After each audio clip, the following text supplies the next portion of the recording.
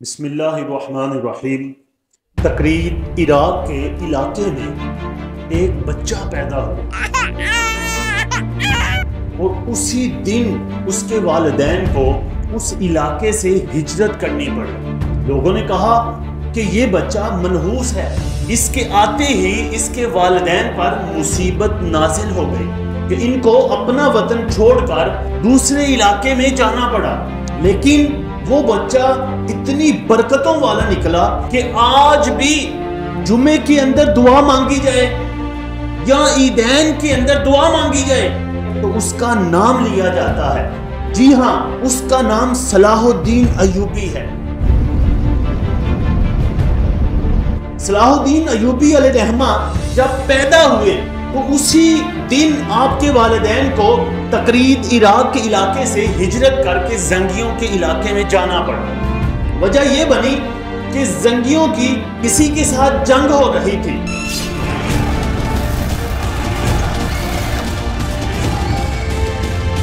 صلاح الدین ایوبی علیہ الرحمہ کے والد محترم نے زنگیوں کو نکلنے میں مدد دی، جس کی وجہ سے آپ کو جلا وطن کر دیا۔ اسی احسان کے صلے کے بدلے آپ کے والد محترم کو ایک شہر کا گورنر بھی بنا دیا گیا، اور پھر یہ بچہ اسلامی مدارس میں پڑھتا رہا، اپنے والدین کے تحت تربیت حاصل کرتا رہا، اور پھر ایک دن اس کو مصر کا وزیر بنا دیا گیا۔ پھر اس نوجوان نے اتنی اچھی کارکردگی دکھائی کہ مصر والوں نے کہا کہ یہ الملک الناصر ہے، یہ ہمارا مددگار ہے، کیونکہ آپ نے جاتے ہی وہاں ٹیکس ختم کر دیے تھے، وہاں کے وزیروں کی عیاشیاں ختم کر دی تھی، اور خود بھی عیاشی نہیں کرتے تھے، اور اپنے چچا شیر کو کے تحت جہاد کرتے رہے اور کچھ فتوحات کی، اور چچا بھی حیران رہ گیا۔ اس وقت مصر فاطمیوں کے تحت تھا۔ کچھ عرصہ گزرنے کے بعد فاطمیوں کا آخری خلیفہ العازد مر گیا، اور اب مصر پر یوسف صلاح الدین کی حکومت تھی۔ امت ریزہ ریزہ تھی، بکھری ہوئی تھی۔ صلاح الدین ایوبی علیہ الرحمہ نے کوشش کر کے مسلمانوں کو جمع کرنا شروع کر دیا، کسی کے ساتھ معاہدہ کیا، کسی کے ساتھ صلح کی، کسی کے ساتھ جنگ کی۔ کچھ عرصے بعد سلطان صلاح الدین ایوبی علیہ الرحمہ بہت ہی سخت بیمار ہو گئے۔ لوگ بڑے پریشان ہوئے کہ اب کیا بنے گا۔ آپ کے بھائی نے کہا کہ آپ وصیت لکھ دیں۔ کہا کہ میں وصیت نہیں لکھوں گا، میرے پیچھے اچھے وارث ہیں جو اچھی حکومت چلائیں گے۔ اسی بیماری میں صلاح الدین ایوبی علیہ الرحمہ نے 3 قسمیں کھائی کہ اگر اللہ نے مجھے صحت دی تو اپنی پوری طاقت کے ساتھ بیت المقدس کو فتح کروں گا اور کسی مسلمان کے ساتھ جنگ نہیں کروں گا۔ تیسری، برنس کافر کو اپنے ہاتھوں سے قتل کروں گا۔ برنس صلیبی حکمران تھا، اس نے حاجیوں کے ایک قافلے پر حملہ کیا، سب کچھ اٹھا کر اپنے قلعے میں لے گیا اور مسلمانوں کو قیدی کیا، اور مسلمانوں کو کہتا رہا کہ اپنے نبی کو بلاؤ، وہ تمہیں چھڑائیں۔ جب یہ بات صلاح الدین ایوبی کو پتہ چلی تو اس نے قسم کھائی کہ اس کو میں اپنے ہاتھوں سے قتل کروں گا۔ کچھ دن گزرے، اللہ نے صلاح الدین ایوبی کو صحت دے دی۔ صلاح الدین ایوبی علیہ الرحمہ نے اپنی فوج کو جمع کرنا شروع کر دیا۔ فوج جمع ہونا شروع ہو گئی۔ 583 ہجری بمطابق 1187 عیسوی میں حطین کی جگہ پر ایک بہت بڑی جنگ ہوئی۔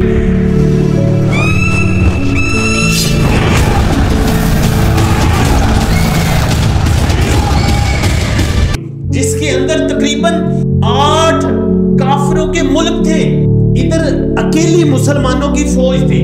صلاح الدین ایوبی علیہ الرحمہ نے بڑا سخت حملہ کیا اور چند دنوں کی جنگ میں اتنی بری شکست دی کہ آج تک کافر اس شکست کو یاد رکھتے ہیں کہ 8 ملکوں کو شکست دی، ان کے حکمرانوں کو قید کر لیا، تقریباً 30,000 قیدی کیے، بے شمار قتل کر دیے، چند مسلمان ہوئے، اور جو حکمران مسلمان ہوئے تھے ان کو اپنے ارد گرد بٹھایا اور کچھ کو پانی دیا، اور ان میں برنس بھی تھا ایک حکمران نے پانی پی کر اپنا بچا پانی برنس کو دینا چاہا تو صلاح الدین نے کہا یہ پانی میں نے تجھے دیا ہے، اس کو نہیں۔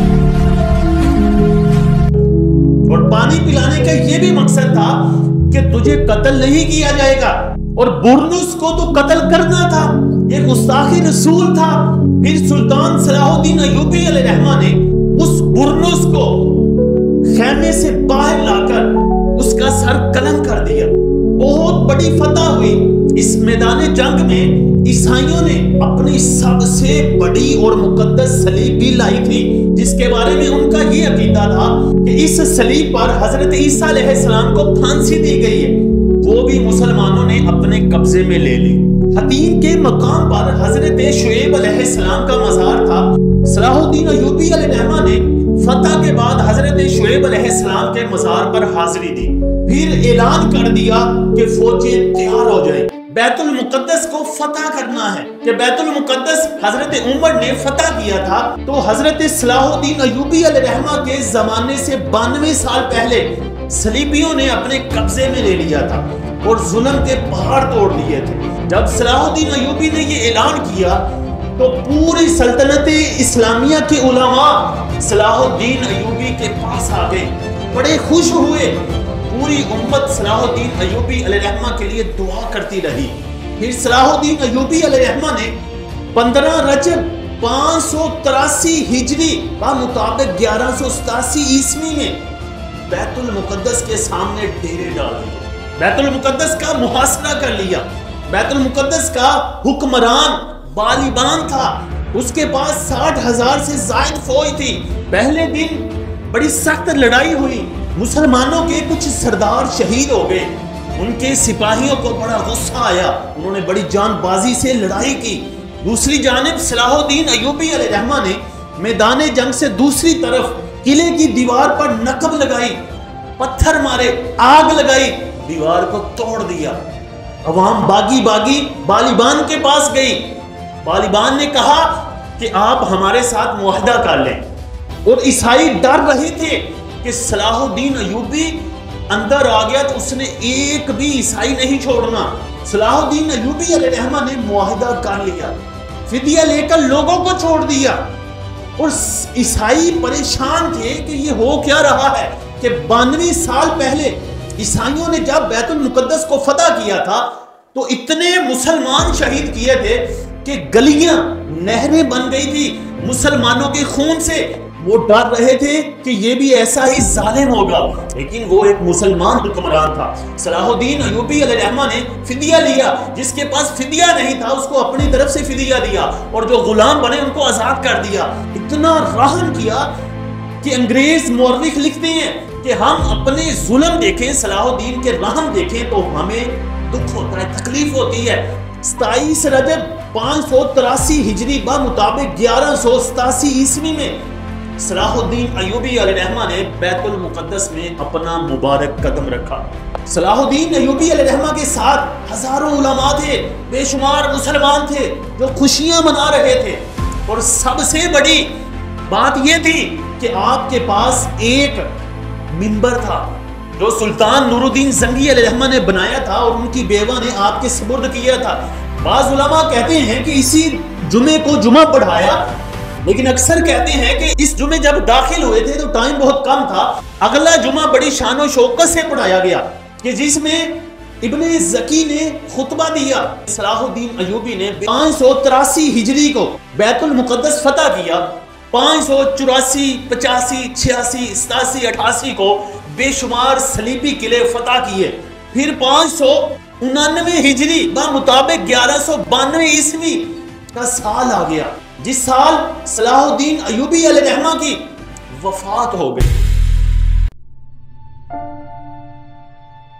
اور پوری امت یتیم ہو گئی۔ صلاح الدین ایوبی علیہ الرحمہ کی وفات پر ان کے بچے تو بلک بلک کر روتے تھے، لیکن سلطنت اسلامیہ کا کوئی فرد، مرد، عورت، بوڑھا، بچہ ایسا نہیں تھا جو نہ رو رہا ہوگا۔ آج تک اس حکمران کو یاد کر کے لوگ روتے ہیں، کاش ایسا حکمران آ جائے۔